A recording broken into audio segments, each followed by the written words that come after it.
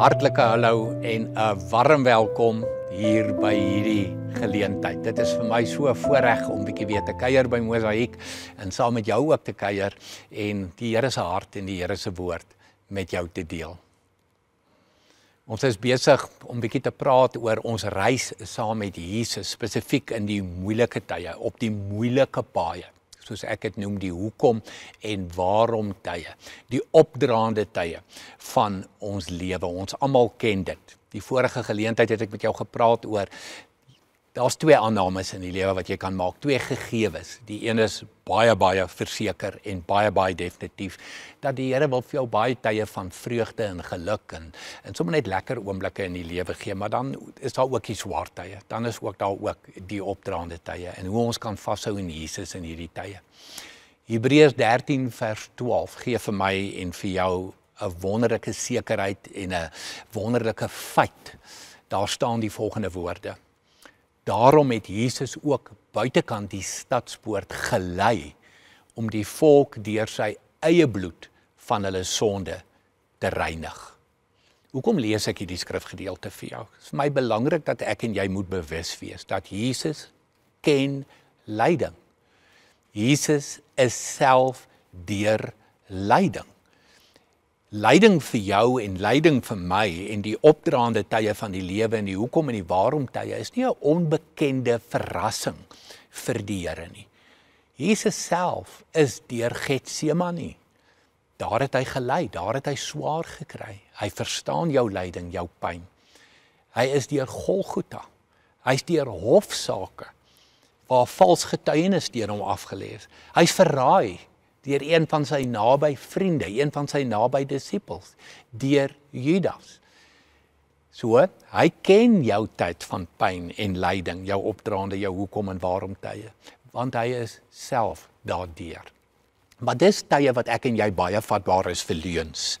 Dis wanneer die bose kom, die dief wat steel en slag en uitroei, soos Jesus hom noem.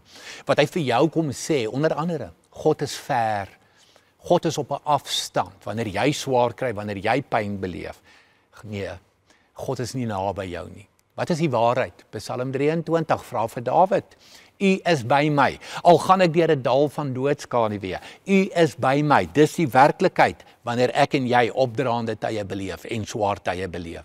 'n ander leuen in ons broos tye, God het jou nie lief nie. Jy het gedink God het jou lief, kyk na jou omstandighede.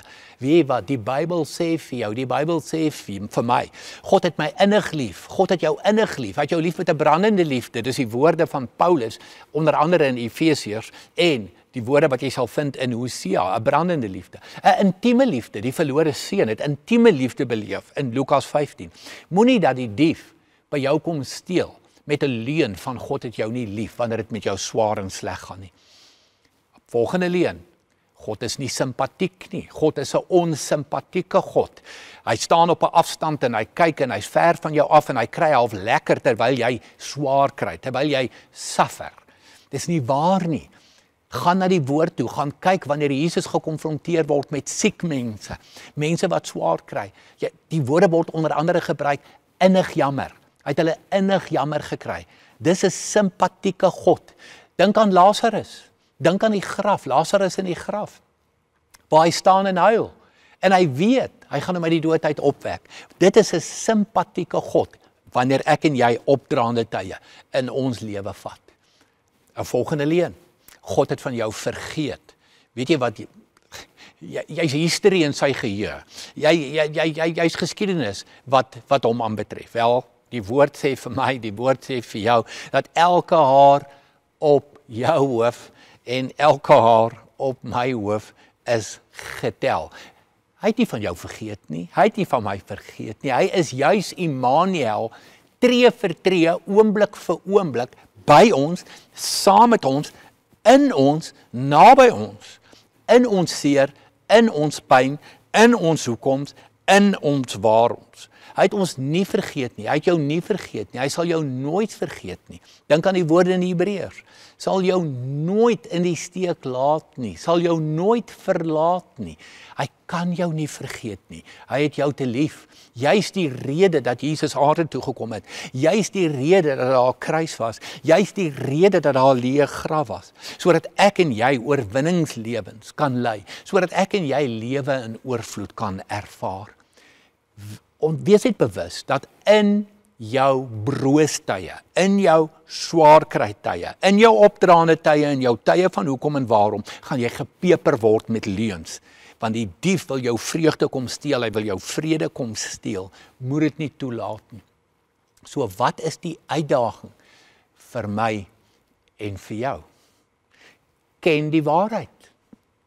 Ken die woord. Dis baie, baie belangrik.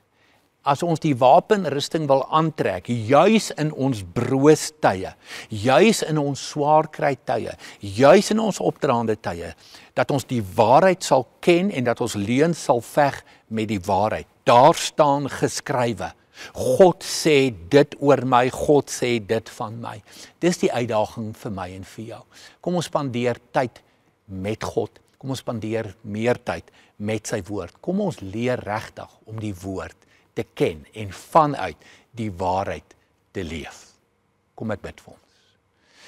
Here, dankie vir u woord, dankie vir u waarheid. Here, dankie dat ons elke leuen kan teestaan met u waarheid, die waarheid van u intieme liefde, u brandende liefde, u innige liefde.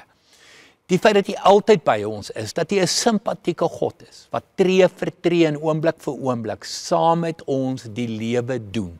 U is Immanuel, God met ons, God by ons, God in ons. Amen.